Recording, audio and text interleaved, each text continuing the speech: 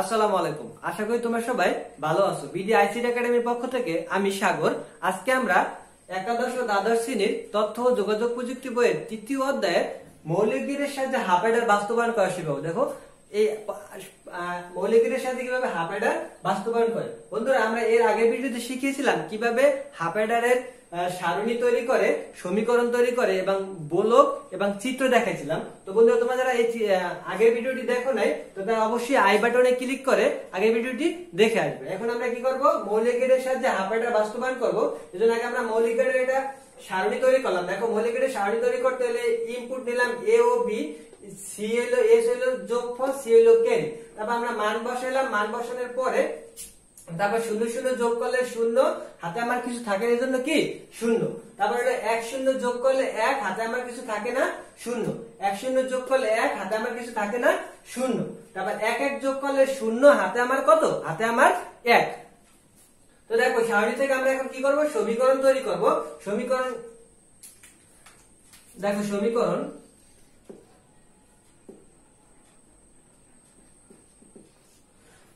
তৈরি করবো। দেখো, সমীকরণ তৈরি করতে হলে আমার দেখতে হবে আমার কি, এর ভিতরে আমার 1 আছে, কই এর ভিতরে 1 আছে, এই জন্য এ হইছে 0, বি হইছে 1, এজন্য এ বার বি প্লাস এ আছে 1, এ আছে 1, বি আছে 0, এজন্য এ বি বার।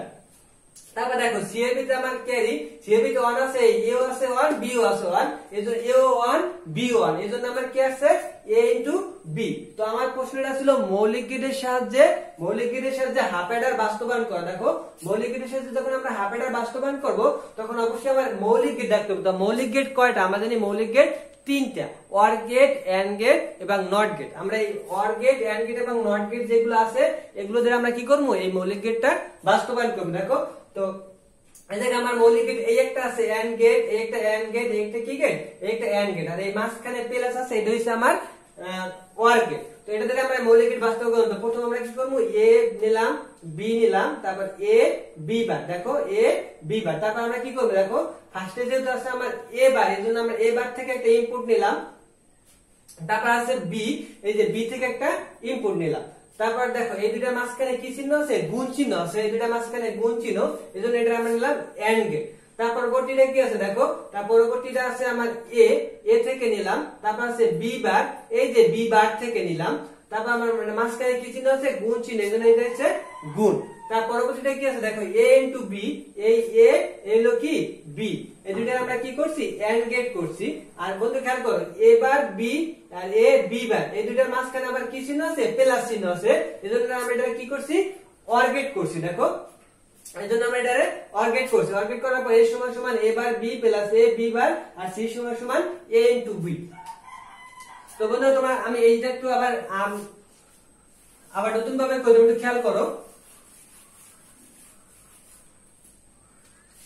দেখো, ফার্স্ট তোমরা এভাবে আঁকবি, চিত্রটা দেখো, তোমাদের বইয়ের মধ্যে এটা কিন্তু লম্বা লম্বি ভাবে করা আছে। তো এটা আমার মনে হয় যে একটু কঠিন, তোমাদের কাছে একটু কঠিন হতে পারে, তো এটা আমরা সোজাসুজি করি। দেখো, এ হলো বি, তো দেখো এ বি, এটা আমরা নট দিয়ে দিই, এ বি।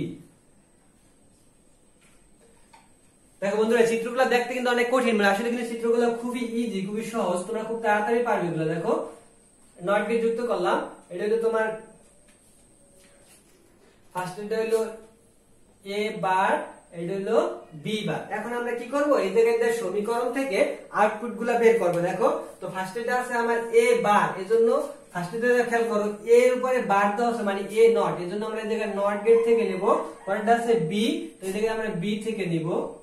আর এই দুইটার মাঝখানে কি চিহ্ন আছে, গুণ চিহ্ন আছে, তো এই দুইটার মাঝখানে যেহেতু গুণ চিহ্ন আছে, তাহলে এটা কি গেট হইবে, এটা হইবে আমার এন্ড গেট, এটা আমার এন্ড গেট। দেখো, এটা আমার এন্ড গেট। তারপর দেখো, পরবর্তীটা আমার কি আছে, এ বি বার, এজন্য আমরা এ থেকে নেব। দেখো, এ আর এখান থেকে নেব বি বার, এই দুইটার মাঝখানে কি চিহ্ন আছে, এন্ড চিহ্ন আছে, এজন্য এটা আমরা এন্ড করে দিলাম।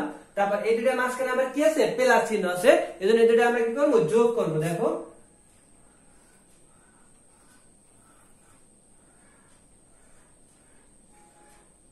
এই দুইটা আমরা কি করলাম, যোগ করলাম। পরে সি এর মান কি আছে, দেখো এ ইনটু বি আছে, এজন্য এ থেকে আমরা একটা ইনপুট নিলাম আর বি থেকে একটা ইনপুট নিলাম। তারপর এই দুইটা কি করলাম, যোগ করে দিই, আমরা দুইটা যোগ করে দিই। তো এটা হলো এ বার বি আর এটা হলো এ বি বার, তো a সমান সমান হইছে a bar b plus a b bar, আর c সমান সমান কি হয় a ইনটু b। বন্ধুরা আসলে এই মৌলিক গণিতের সাহায্যে হাফ অ্যাডার বাস্তবায়ন করার আগে তোমরা অবশ্যই কিভাবে হাফ অ্যাডার বাস্তবায়ন করছি, হাফ অ্যাডারের সমীকরণ, হাফ অ্যাডারের সারণী, সপ্তক সারণী, হাফ অ্যাডারের সমীকরণ, তারপরে হচ্ছে মৌলিক তোমার হাফ অ্যাডারের চিত্র, এগুলো খুবই আমার আগের ভিডিওতে দেওয়া আছে, আমি ভিডিওটি ডেসক্রিপশন বক্সে দিয়ে দেবো এবং উপরে আই বাটনও দেওয়া থাকবে। তোমরা অবশ্যই হাফ অ্যাডার বাস্তবায়ন করার আগে ভালোভাবে শিখবে, তারপর মৌলিক গণিতের সাহায্যে হাফ অ্যাডার বাস্তবায়ন করবে। আসলে মৌলিক গণিতের সাহায্যে হাফ অ্যাডার বাস্তবায়ন করে দেখো চিত্র দেখতে কিন্তু অনেক কঠিন মনে হয়েছে, কিন্তু যখন তুমি আঁকবা তখন কিন্তু আসলে অনেকটা ইজি, কারণ তোমার ফার্স্টে এ বার আছে, এজন্য তুমি এ বার থেকে কি করলা, এ বার থেকে একটা ইনপুট নিলা, তারপর বি আছে বি থেকে নিলা, তারপর এই দুটো মাঝখানে যেহেতু ইনটু আছে এজন্য এন্ড গেট আঁকলা, তারপর আবারটা কি করলা, এ থেকে নিলা বি থেকে নিলা, মাঝখানে গুণ আছে এটা এন্ড গেট করলা, এই দুটোর মাঝখানে আবার প্লাস চিহ্ন আছে দেখে এটা কি করলা, অর গেট করলা। আর সি এর মান কি, সি এর মান এ এসে 1, তারপর বি নেওয়ার পরে এটা কি করছে, এটা মাঝখানে গুণ চিহ্ন আছে এজন্য আমরা কি করছি, এন্ড গেট করছি। বন্ধুরা আশা করি তোমরা ভিডিওটি বুঝছো। তোমাদের যদি কারো কোনো সমস্যা থাকে অবশ্যই আমাকে কমেন্ট বক্সে কমেন্ট করবে, আর তোমরা যারা এই চ্যানেলে নতুন আছো তারা অবশ্যই চ্যানেলটি সাবস্ক্রাইব করে বেল বাটনে ক্লিক করে রাখো, যাতে পরবর্তী তোমাদের এই ভিডিওগুলো তোমরা পেতে পারো। আর যারা অলরেডি সাবস্ক্রাইব করছো তাদেরকে অসংখ্য ধন্যবাদ। ভালো থাকো তোমরা সবাই, আসসালামু আলাইকুম।